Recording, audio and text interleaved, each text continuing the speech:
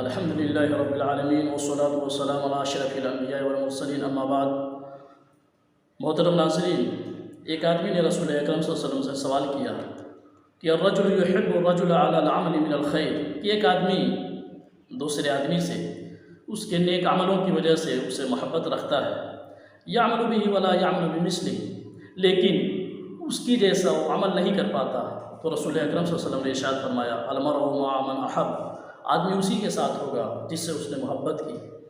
یہ ابو داؤد 5127 نمبر حدیث ہے۔ اس حدیث کا مطلب یہ ہے کہ ایک آدمی فرض نماز تو پڑھتا ہے، لیکن وہ ایک آدمی جس سے وہ محبت کرتا ہے اس کی طرح سے نوافل کا یا تہجد کا اہتمام نہیں کر سکتا، یا وہ فجر روزہ تو رکھتا ہے لیکن جس سے وہ محبت کرتا ہے اس کی طریقے سے وہ نفلی روزے کا اہتمام نہیں کر پاتا، لیکن اس سے محبت رکھتا ہے۔ تو نبی اکرم صلی اللہ علیہ وسلم نے بشارت دی کہ آدمی اگر کسی دوسرے آدمی سے اس کی نیکیوں کی وجہ سے محبت رکھتا ہے تو اسی کے ساتھ ہوگا۔ اللہ رب العالمین سے دعا ہے کہ مولا ہم تمام لوگوں کو نیکیوں اور نیک کام کرنے والے دونوں سے محبت رکھنے کی توفیق عطا فرمائے۔